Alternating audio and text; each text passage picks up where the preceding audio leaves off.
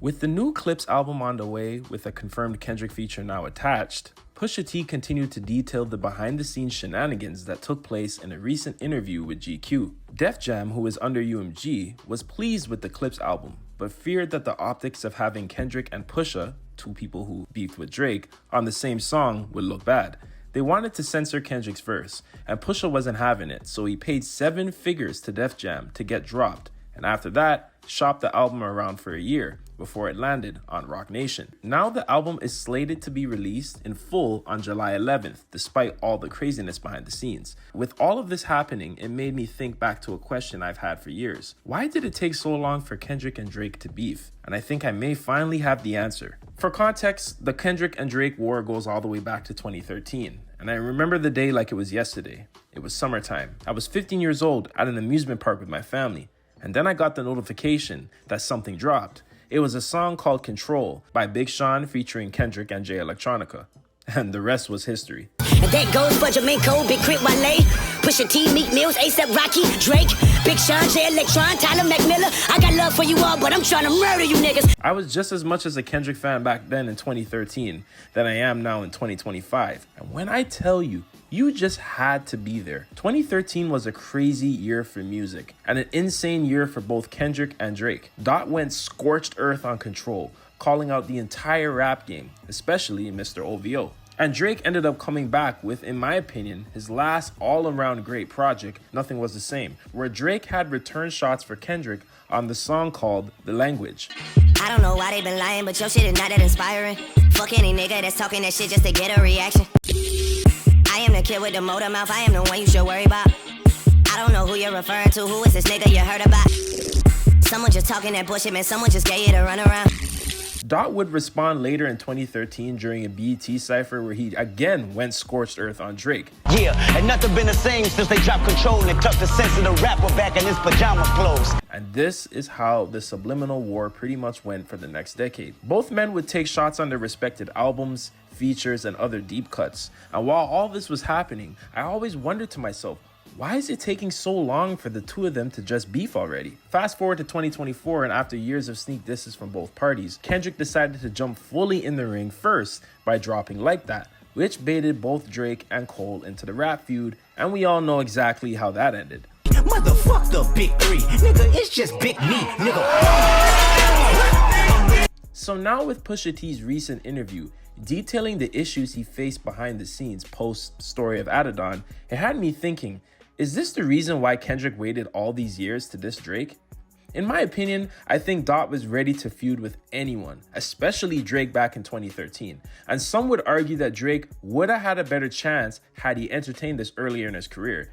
And even though I think Kendrick would have still beat him back then, I think Drake would have made a much better effort during that time because he wasn't so far gone yet, no pun intended. Just by seeing how Drake handled the Control verse, it was already extremely telling, and it showed that he didn't understand the culture even earlier in his career.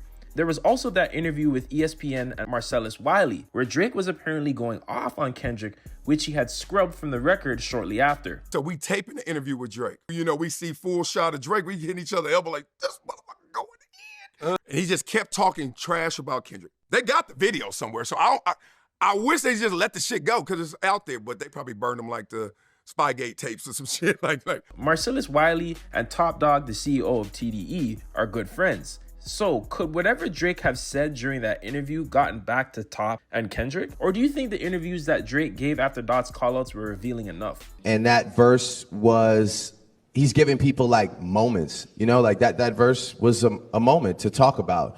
Are you listening to it now at this point in time? Okay.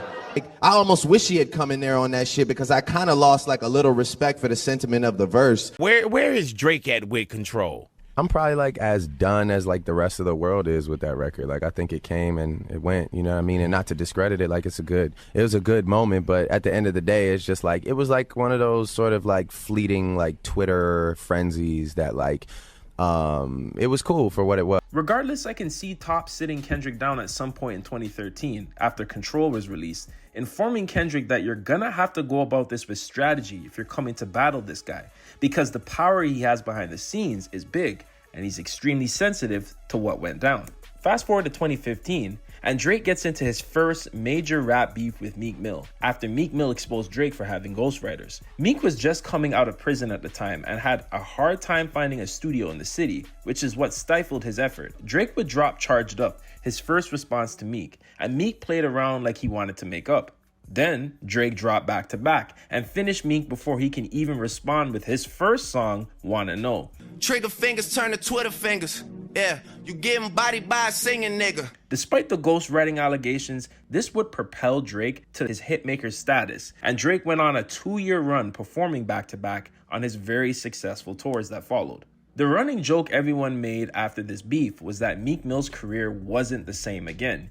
Even after the two made up in 2018 and Meek dropping a solid project in Dream Chasers 4, Meek was never looked at the same again.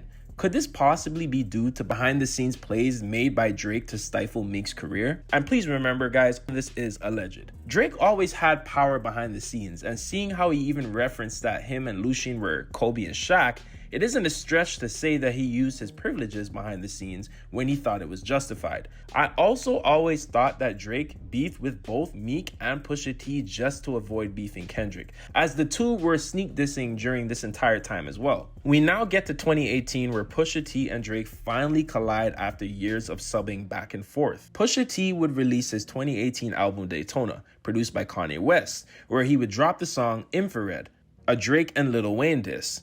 How could you ever right these wrongs when you don't even write your songs? Drake would waste no time and respond with Duppy Freestyle, a pretty decent response, but this was nothing compared to what was coming. Pusha T would drop the bomb, The Story of Adidon. The track reuses the instrumental from Jay-Z's The Story of OJ, which was produced by No ID and sampled For Women by Nina Simone.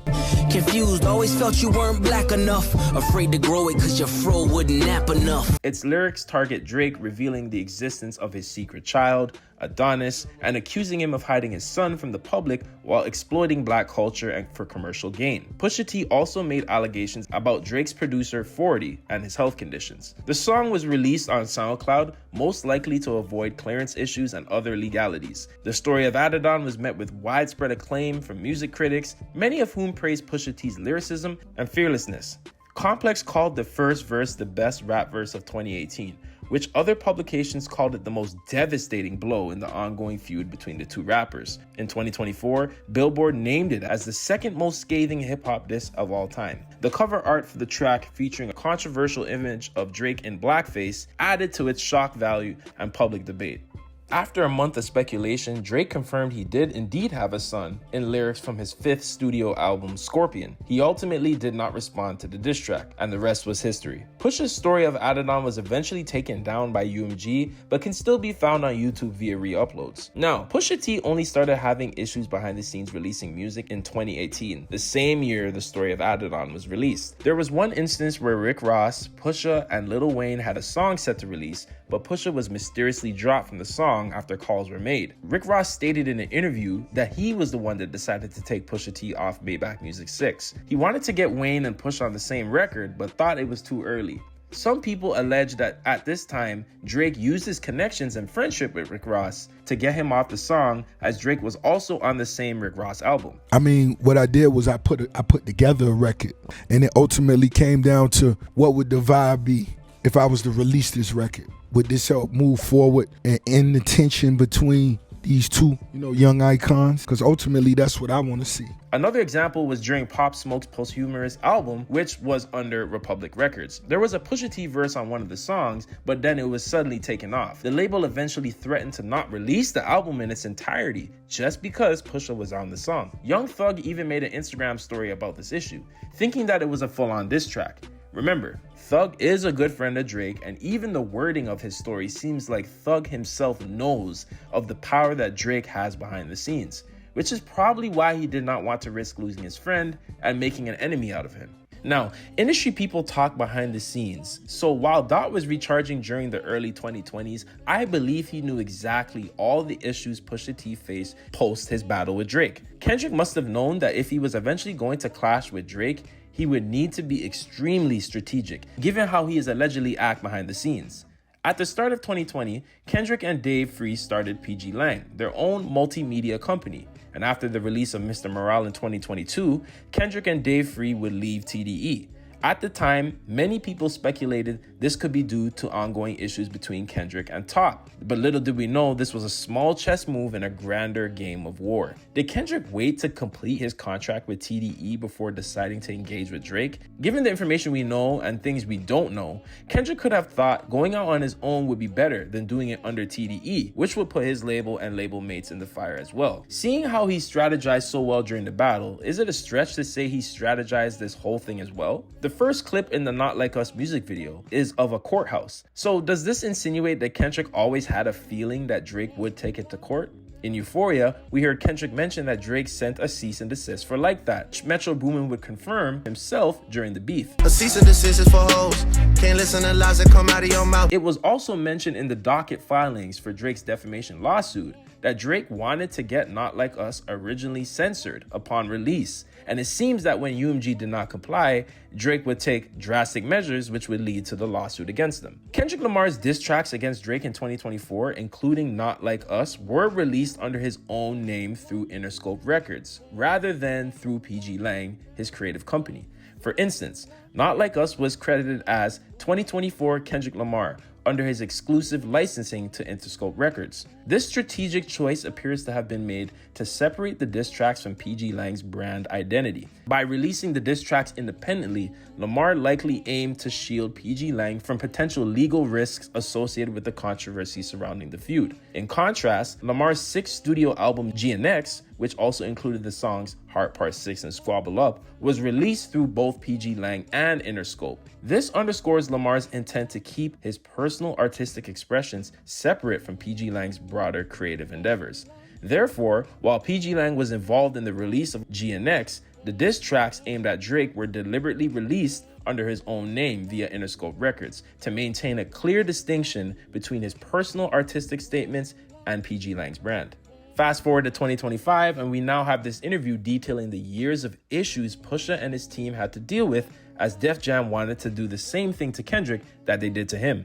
It seems like beefing with Drake comes with a lot of post-career issues, which is insane to think because in most of these instances, he was the aggressor or the antagonizer, using his behind-the-scenes power to stifle artists he has issues with. Both Drake and UMG are at fault for this behavior because they have been clearly coddling him for years now. So it all makes sense as to why Drake sued UMG, because it's clear they have used ill practices on other artists in the past, especially in his favor. And when they refuse to do it for Kendrick, he lashes out and files a lawsuit, probably believing in his head that there's no way that Kendrick could have beaten him organically because UMG has played a huge part in manufacturing his own success. With this interview, we now know that UMG and Def Jam were censoring Kendrick from last year, and this was out of fear due to having Pusha T and Kendrick on a song together. This has to debunk the theory that Kendrick was colluding with UMG to defame Drake, because UMG just showed you that they're willing to stop Kendrick from releasing to protect Drake. There are no confirmed disses on this song or album,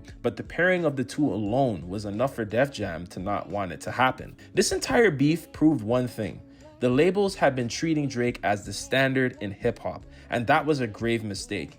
No one artist should ever define the boundaries of the culture. Hip-hop has always been bigger than any other rapper. It's a living, breathing force, everlasting, unstoppable, and constantly evolving, no matter who's at the top. Even with all of Kendrick's precision, timing, and preparation, we still ended up with a lawsuit over a diss track. Just let that sink in. Because at the end of the day, this lawsuit isn't just about Kendrick or Drake. It's about creative expression. And if hip-hop starts policing that, what are we left with? Only time will tell how this all plays out. But one thing is clear. If artists can no longer speak freely, then we risk losing the very soul of the culture that built this genre in the first place.